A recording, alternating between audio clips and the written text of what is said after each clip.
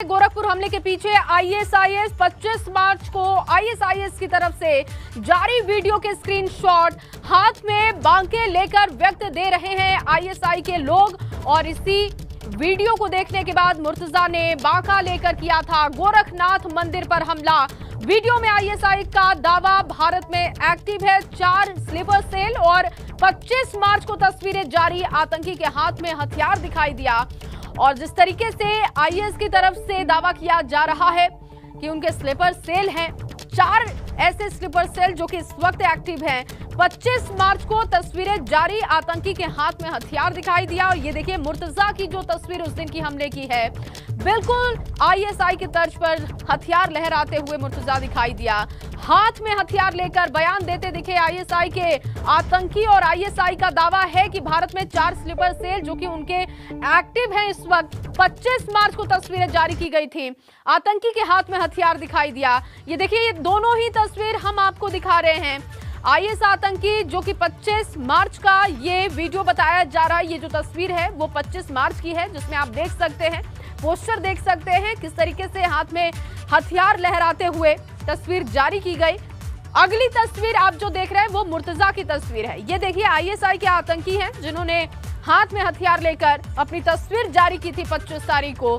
और आईएस की तर्ज पर ही हमला हुआ है। मुर्तजा के हाथ में जिस तरीके से हथियार दिखाई दिया, जो उसका स्टाइल दिखाई दिया, वो बिल्कुल इस तस्वीर से मैच करती है। अब सवाल इसी बात का है कि क्या इसके पीछे आईएसआई का हाथ है, क्योंकि आईएसआई की तरफ से वीडियो जारी कर ये कहा गया कि उनके 4 स्लीपर सेल इस वक्त एक्टिव दिखाई दे रहे हैं। किन जगहों पर एक्टिव हैं ये तो पता नहीं, लेकिन ये जो दोनों तस्वीर आप देख रहे हैं, बहुत कुछ इससे आप अंदाजा लगा सकते हैं गोरखपुर गोरखनाथ मंदिर हमले को लेकर। और चलिए इस बीच आपको एक और बड़ा अपडेट दे दे। मुर्तजा अहमद से जुड़ी बड़ी खबर है। कट्टरपंथी विचारधारा फैलाने के लिए व्हाट्सएप ग्रुप का सहारा लेता था। मुर्तजा अहमद चला रहा था व्हाट्सएप ग्रुप और व्हाट्सएप ग्रुप में 200 से ज्यादा लोग जुड़े हुए थे। व्हाट्सएप ग्रुप में नेपाल के लोग भी जुड़े हुए थे। व्हाट्सएप ग्रुप का एडमिन था मुर्तजा अहमद और मुर्तजा के साथियों को पकड़ने में जुटी है एटीएस की टीम और हिरासत में लिए गए हैं कुछ लोग। व्हाट्सएप ग्रुप से जो लोग जुड़े हुए थे उनको हिरासत में लिया गया है। 15 से ज्यादा लोगों के मोबाइल, लैपटॉप, बैंक डिटेल की जांच होगी। यूपी एटीएस ने मुर्तजा का पासपोर्ट बरामद किया है।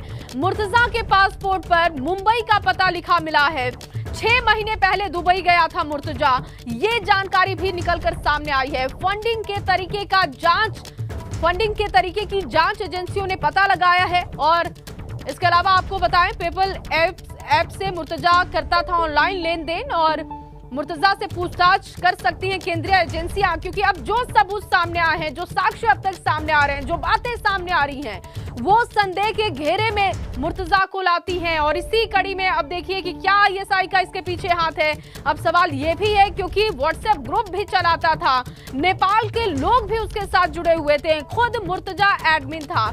और 15 से ज्यादा ऐसे लोग जिनकी अब जांच होगी, उनके लैपटॉप की, मोबाइल की, किस तरीके की बातचीत उनकी होती थी और किन किन लोगों के वो लोग कनेक्शन में थे। 6 महीने पहले दुबई भी मुर्तजा गया था। तो कट्टरपंथी विचारधारा फैलाना, व्हाट्सएप ग्रुप का सहारा लेना, मुर्तजा अहमद चला रहा था व्हाट्सएप ग्रुप। ये देखिए जो तमाम जानकारी मिली है उसकी जानकारी हम आपको दे रहे हैं। जो अब तक की बातें सामने आ रही है मुर्तजा अहमद को लेकर, वो बहुत ही संदेह वाली है, ये बहुत ही संदिग्ध भी है। मुर्तजा अहमद व्हाट्सएप ग्रुप चला रहा था। व्हाट्सएप ग्रुप में 200 से ज्यादा लोग जुड़े हुए थे। व्हाट्सएप ग्रुप में नेपाल के लोग भी जुड़े हुए थे। और देखिए अब तक जो साक्ष्य सामने आए हैं, जो बातें सामने आई हैं जांच एजेंसियों की, उससे ये पता चला है कि नेपाल के मदरसों के भी कनेक्शन में वो था।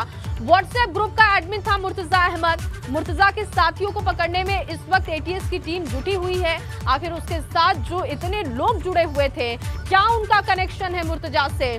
और हिरासत में लिए गए कुछ लोगों से अब जांच जब उनकी हो रही है तो कई सारी बातें जुटाने की कोशिश एटीएस की टीम कर रही है। व्हाट्सएप ग्रुप से ये तमाम लोग जुड़े थे जिन्हें हिरासत में लिया गया है। 15 से ज्यादा लोगों के मोबाइल, लैपटॉप, बैंक डिटेल की जांच की जाएगी। अब इससे क्या कुछ निकलता है, इसके लिए थोड़ा इंतजार करना होगा। क्योंकि यूपी एटीएस ने मुर्तजा का पासपोर्ट भी बरामद किया है। मुर्तजा के पासपोर्ट पर मुंबई का पता लिखा हुआ है, क्योंकि मुंबई में ही रहकर उसने पढ़ाई की है। 6 महीने पहले दुबई भी मुर्तजा अहमद गया था, ये जानकारी भी मिली है। फंडिंग के तरीकों का, अब किस तरीके से फंडिंग के तरीकों की जांच एजेंसियों को पता लगाना है, ये एक बड़ी चुनौती उनके लिए है।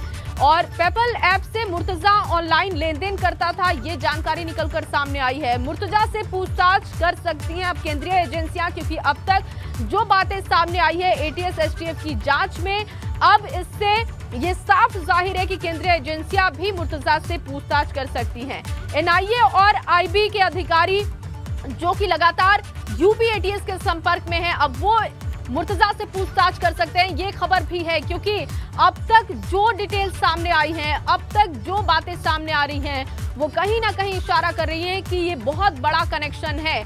मुर्तजा अहमद पिछले 6 महीने में लगातार एक्टिव दिखाई दे रहा था। 6 महीने पहले वो दुबई भी गया था। फंडिंग किस तरीके से इसकी हो रही थी, ये तमाम बातें अब जिस पर बहुत ही गंभीरता दिखाई जा रही है एटीएस की तरफ से, एसटीएफ की तरफ से, और अब आने वाले समय में केंद्रीय एजेंसियां जांच कर सकती हैं, मुर्तजा से पूछताछ कर सकती हैं, ये बातें भी निकलकर सामने आ रही है। डिप्टी सीएम केशव प्रसाद मौर्य का गोरखनाथ मंदिर हमले को लेकर बयान भी सामने आया।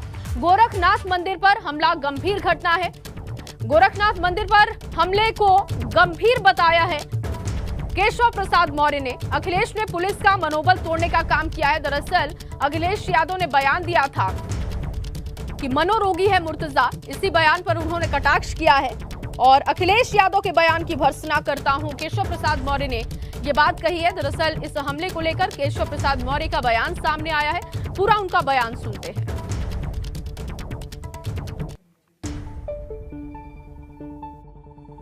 मैं यह मानता हूं कि श्री अखिलेश यादव जी और समाजवादी पार्टी, इनका रिश्ता नाता जैसे आतंकवादियों के साथ पहले से प्रकट होता रहा है। किस प्रकार से 2013 में इन्होंने जो आतंकवादी हमले हुए थे उनके इन्होंने मुकदमे वापस लिए, किस प्रकार से फिर उन मुकदमों को वापस लेने से माननीय उच्च न्यायालय ने रोक लगाई और फिर उस पर मुकदमा चला और उनको आजीवन कारावास और फांसी तक की सज़ा हुई। किस प्रकार से अभी मेरे पास उपलब्ध है ये एक जो सैफ शेख जो उत्तर प्रदेश का था, उसके पिता के साथ श्री अखिलेश यादव जी की फ़ोटो स्पष्ट ये दिखाई दे रही है कि ये पहले से ही किस प्रकार के लोगों के साथ इनका रिश्ता। इतनी बड़ी घटना गोरखनाथ मंदिर पे जो हमला है, वह हमला साधारण नहीं है, वो एक बहुत गंभीर घटना थी और उस गंभीर घटना की जांच में जुटी हुई पुलिस का मनोबल तोड़ने या ऐसे अपराध करने वालों का मनोबल बढ़ाने का यह प्रयास श्री अखिलेश यादव जी के द्वारा जो किया गया है, मैं उसकी कड़ी भर्त्सना करता हूं और श्री अखिलेश जी को यह स्पष्ट तौर से कहना चाहता हूं कि अगर खुल करके बताएं, अगर उनको आतंकवादियों से इतनी मतलब अपराधियों से ऐसी, मैं अभी इस व्यक्ति को जो जाँच के दायरे में है उसके बारे में इनको टिप्पणी कोई नहीं करनी चाहिए, पूर्व मुख्यमंत्री हैं, लेकिन इन्होंने इतनी बड़ी घटना को अंजाम देने वाले, एक तरफ हमारे सुरक्षा बल के जवानों ने अपनी जान में खेल करके उसको पकड़ते हैं, जब उसके तार तमाम आतंकी संगठनों से पता चलते हैं, कई लोगों से पूछताछ जारी है। इस बीच में समाजवादी पार्टी के राष्ट्रीय अध्यक्ष और नेता विपक्ष के रूप में जिन्होंने सदन में आकर के शपथ ली है, यह बयान बहुत ही घटिया है, बहुत ही निंदनीय है। मैं इसकी कड़ी भर्त्सना करता हूं और इस प्रकार के बयानों से श्री अखिलेश यादव जी बाहर जाएं, ऐसा मैं उनसे कहना भी चाहता हूं। तो आपने डिप्टी सीएम केशव प्रसाद मौर्य की बात सुनी, उनके बयान को सुना। आइए अब आपको सुनवाते हैं कि आखिर अखिलेश यादव ने मुर्तजा मामले पर क्या बयान दिया। अभी जो जानकारी आ रही है और उसके पिता ने जो कहा है कि साइकेट्रिक प्रॉब्लम थी, बाइपोलर इश्यूज हैं उसके साथ, मुझे लगता है वो पहलू भी देखना पड़ेगा। और बीजेपी तो वो पार्टी है जो बात को न जाने कितना खींच देती है। वहीं उत्तर प्रदेश में शहर शहर अपराधियों पर पुलिस का कहर देखने को मिल रहा है। आज 4 बड़े शहरों में पुलिस ने ताबड़तोड़ एनकाउंटर कर कई बदमाशों को गिरफ्तार किया है। पुलिस ने बुलंदशहर में एनकाउंटर के दौरान एक बदमाश को गिरफ्तार किया। वहीं हरदोई में 2 लुटेरों पर पुलिस ने एनकाउंटर के दौरान शिकंजा कसा। संभल की बात करें तो वहां पर भी पुलिस ने 2 इनामी बदमाशों को गिरफ्तार किया है। प्रयागराज में 25,000 के इनामी बदमाश को पुलिस ने गिरफ्तार किया है। देखिए 4 तस्वीरें आपको दिखा रहे हैं। अब अपराधियों की खैर नहीं है, क्योंकि यूपी पुलिस लगातार एक्टिव है।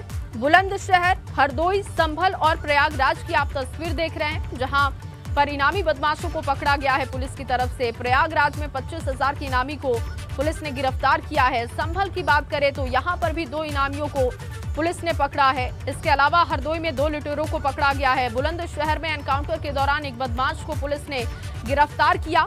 ये अलग अलग उत्तर प्रदेश के शहरों की तस्वीर है, लेकिन आप देख रहे हैं कि हर जगह अपराधियों पर किस तरीके से यूपी पुलिस का कहर दिखाई दे रहा है। यूपी पुलिस पूरी तरीके से मुस्तैद है अपराधियों को लेकर, और अब जिनका रिकॉर्ड खराब है यूपी पुलिस उन्हें पकड़ने की जुगत में लगी है। और इसी कड़ी में ये 4 तस्वीरें आप देख पा रहे हैं। और अब खबर बांदा से है, जहां बांदा में एक 13 साल की बच्चे की हत्या का खुलासा किया गया है। पुलिस ने 5 घंटे के अंदर खुलासा किया, और जब आप इस हत्या की वजह जानेंगे तो आप भी चौंक जाएंगे। ये हत्या सिर्फ और सिर्फ 500 रुपए के लिए कर दी गई। अब पुलिस ने आरोपी को जेल भेज दिया है। तो 500 रुपए के लिए महज एक बच्चे की हत्या कर दी गई, बच्चे को मौत के घाट उतार दिया गया। हालांकि आरोपी को पुलिस ने गिरफ्तार कर लिया है, जेल भेज दिया है। 500 रुपए की ये बात थी, और 13 साल के बच्चे की हत्या कर दी गई। एक 13 वर्षीय बालक कल शाम लगभग 8 बजे अपने घर से सामान लेने के लिए निकला था, गायब हो गया। इस संबंध में थाने पर गुमशुदगी दर्ज हुई थी। सुबह बच्चे का शव मिला। हमारी एसओजी की टीम, थाना मटौन, क्षेत्राधिकारी नगर की टीम ने तत्परतापूर्वक कार्रवाई करते हुए 5 घंटे के भीतर घटना का सफल अनावरण करते हुए घटना कारित करने वाले अभियुक्त को गिरफ्तार कर लिया है। घटना में लूटे गए 500 रुपये भी बरामद कर लिए हैं। और अब खबर कानपुर से है, जहां कानपुर में वनस्पति तेल कंपनी में दर्दनाक हादसे में 2 मजदूरों की मौत हो गई। बताया ये जा रहा है कि इस कंपनी में बिना मानकों के, बिना नियमों के काम हो रहा था। अब इस हादसे के बाद मृतक के परिजन नाराज हैं। वो मामले में कंपनी के खिलाफ कार्रवाई की मांग कर रहे हैं। तो कंपनी में बिना मानकों के, बिना नियमों के काम हो रहा था। कानपुर में रिफाइन बनाने की कंपनी में हादसा हो गया, 2 मजदूरों की मौत हो गई। अब परिजन बेहद नाराज हैं और कंपनी के खिलाफ कार्रवाई की मांग कर रहे हैं। और अब खबर पीलीभीत से है, जहां पीलीभीत में एक कार सवार युवक ने अपने फोन से बाघ का वीडियो बना लिया और उस वीडियो को सोशल मीडिया पर वायरल कर दिया। वीडियो वायरल होने के बाद वन विभाग की टीम अब बाघ की मॉनिटरिंग में जुटी हुई है। वास्तव में आज देखिए ये वीडियो जो सोशल मीडिया पर वायरल हो रहा है, कोई पर्यटक जिसने बाघ की ये तस्वीर कैद की थी अपने कैमरे में और उसने सोशल मीडिया पर इसे डाला था, जिसके बाद वन विभाग की टीम एक्टिव हो गई।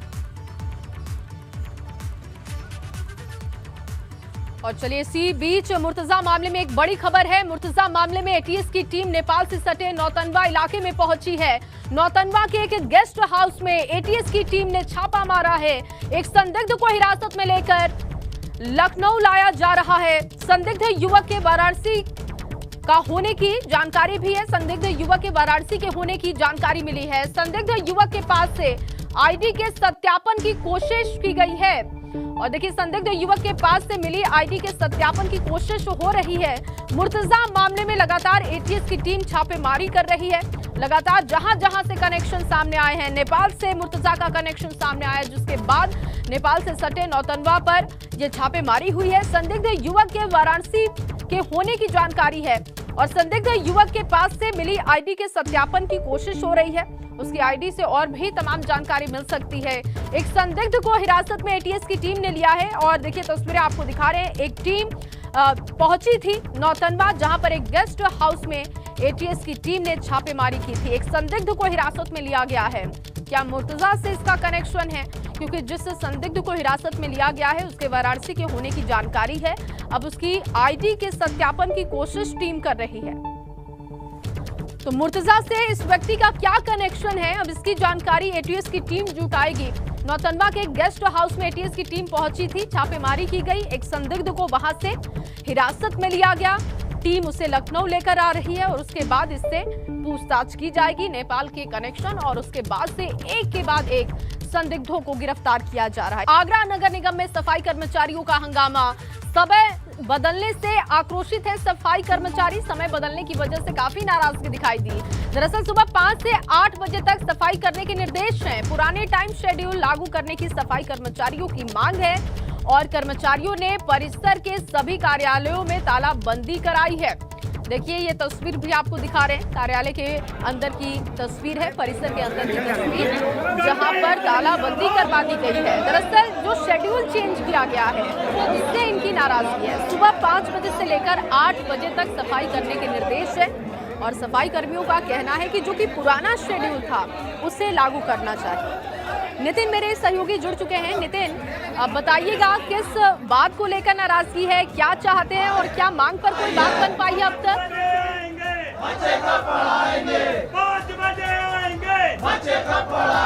देखिए बिल्कुल इस समय आगरा नगर निगम में मैं मौजूद हूं और आप देख सकते हैं कि नगर निगम का जो मेन गेट है उसकी भी तालाबंदी कर दी गई है। दरअसल नगर विकास मंत्री AK शर्मा ने आदेश दिया है कि सफाई कर्मचारी सुबह 5 से लेकर 8 बजे तक सफाई करेंगे और इसके लिए खुद अधिकारियों की ड्यूटी लगाई है। उसके बाद जो सफाई कर्मचारी हैं, आगरा में 4000 से ज़्यादा सफाई कर्मचारी हैं, उनका कहना है कि पूरा शेड्यूल उनका बिगड़ा हुआ है और कैसे 5 बजे आएंगे, बच्चे कब पढ़ाएंगे। और इसको लेकर जितने भी आज जो भी सफाई कर्मचारी हैं वो नगर निगम में मौजूद हैं, उन्होंने सभी अधिकारियों के जो दफ्तर हैं उसको लॉक कर दिया। उसके बाद इस नगर निगम का जो मेन गेट है उसको शेड्यूल क्या था और साथ ही साथ बातचीत कीजिएगा इनसे, क्या चाहते हैं, किसी से बात हुई है, कोई अब तक आया इनसे मिलने के लिए इनकी मांग पर?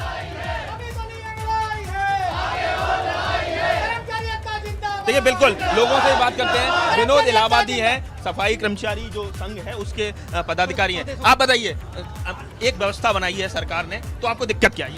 हमें दिक्कत ये है, देखो पहले भी सफाई व्यवस्था बहुत अच्छी हो रही थी और आगरा ही नहीं पूरा प्रदेश सफाई के जो स्वच्छता सर्वेक्षण में अच्छी रैंकिंग पा रहा था। मगर पता नहीं अचानक नगर विकास मंत्री जी को क्या सूझी, वो सफाई कर्मचारियों को परेशान करने के लिए हिटलरशाही आदेश उन्होंने ला दिया कि सुबह 5 बजे सफाई कर्मचारी अपने क्षेत्र में पहुंचकर और सेल्फी लेकर फोटो भेजेंगे। अगर सुबह सफाई कर्मचारी सुबह 5 बजे अगर ड्यूटी पर जाएगा तो सोचिए कितने बजे उठेगा, क्योंकि उसको नित्य क्रिया भी करनी है। लगभग 3:30 3 बजे उठकर अगर कोई व्यक्ति काम पर जाएगा तो अपने बच्चों को स्कूल कैसे भेजेगा, तैयार करेगा। क्योंकि तो कितने बजे आप लोग निकलते थे, क्या रहता है? सुबह 7 हम लोग सुबह 7 से 2 बजे तक की ड्यूटी रहती थी, उसमें 1 घंटे का लंच रहता था हमारा। अब एकदम सुबह 5 बजे सफाई कर्मचारी कैसे आएगा और इसमें 50% महिला है। बदलाव होता है, सरकार सोचती है वो जनता के हित के लिए सोचती है। आप लोगों को क्या लगता है कि पूरी क्या आपका शेड्यूल गड़बड़ा रहा है, क्या दिक्कतें हो रही है? क्या दरअसल हमारे बच्चों की पढ़ाई का डिस्टर्ब हो रहा है। जब आप पढ़ेंगे नहीं तो समाज का विकास कैसे होगा, समाज कैसे ऊपर जाएगा? हमें तो पुराने 20 साल पीछे हट जाएंगे। जो पहले थे हम कर्मचारी, हमारे बच्चों नहीं पढ़ पाते कर्मचारी, तो फिर कैसे पढ़ेगा बच्चा हमारा? पढ़ाई लिखाई बच्चों की क्या कहना चाह रहे हैं?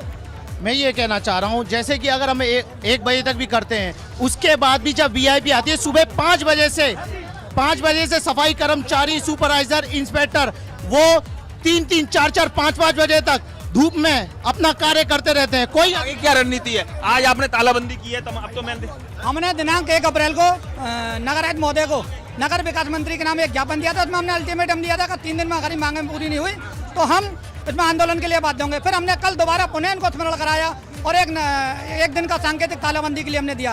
अगर हमारी अब फिर भी मांगें पूरी नहीं होती हैं तो 3 दिन बाद पूरा प्रदेश सफाई कर्मचारी काम बंद हड़ताल पे चला जाएगा। क्या माता जी, क्या दिक्कत है आपको? नया टाइमिंग बनाइए, थोड़ा जल्दी जग जाए तो क्या चाहिए? 3-3 बजे ड्यूटियों पे आएंगे, जग के नींदें खराब कर करके हैं। किस टाइम अपने बच्चों को पढ़ाएंगे, किस टाइम भेजेंगे स्कूल, किस टाइम तैयार करेंगे? आपको लग रहा है कि घर का शेड्यूल बिगड़ गया पूरा खराब हो गया घर का संतुलन। ये बताइए हमारे बच्चों को क्या चोर डकैत बनवाना चाह रहे हैं? ये चोर डकैत बनो, पढ़ेंगे लिखेंगे चोर डकैती बनेंगे, डकैतियां ही डालेंगे, लूट मार करेंगे।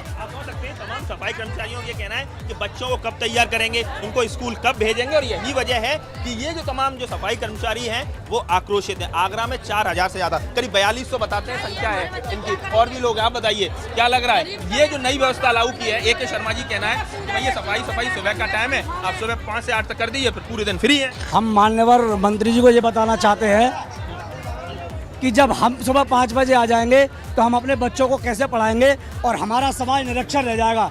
अगर हमारा समाज निरक्षर रह गया तो वो आगे चल के डाकू बनेगा, चोर बनेगा, पूरे समाज की अर्थव्यवस्था बिगड़ जाएगी और हम एक अपराधी कहलाएंगे, अपराधी बन जाएंगे। जब हम अपने समाज को आगे बढ़ा के पढ़ाना लिखाना चाहते हैं तो ये सरकार चाहती है कि हमारा समाज निरक्षर रहे और हमारा समाज अपराधी बने। ये आदेश है तो किस तरह से विरोध प्रदर्शन में आगे बढ़ेगा, क्या रूपरेखा? हम 3 दिन बाद पुनः एक बैठक करेंगे अपने संगठन की, उसके बाद उसमें निर्णय करेंगे कि किस तरह का आंदोलन हो सकता है। सड़कों पर हम झाड़ू प्रदर्शन तो इन्होंने तो मन बना लिया है कि आगे भी इस आंदोलन को जारी रखेंगे, साथ ही साथ वो तर्क भी दे रहे हैं, बच्चों की पढ़ाई की फिक्र भी है। लेकिन इन तमाम बातों को सुनने के बाद क्या शेड्यूल बदली जाती है, शेड्यूल में कोई चेंजेस होता है, ये देखना होगा। फिलहाल आपका बहुत शुक्रिया नितिन, तमाम जानकारी के लिए, तस्वीरों के लिए। कानपुर से अब खबर है, कानपुर के लाल बंगाल इलाके में दबंगों पर एक महिला के साथ मारपीट का आरोप लगा।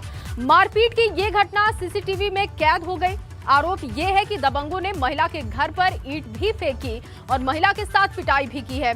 पीड़ित परिवार का आरोप ये है कि पुलिस से शिकायत करने के बाद भी आरोपियों के खिलाफ कोई कार्रवाई नहीं की गई। देखिए सीसीटीवी फुटेज आपको दिखा रहे हैं, दबंगों ने किस तरीके से महिला पर पत्थरबाजी की है, उसके घर पर पत्थरबाजी की गई, उसके साथ मारपीट की गई है।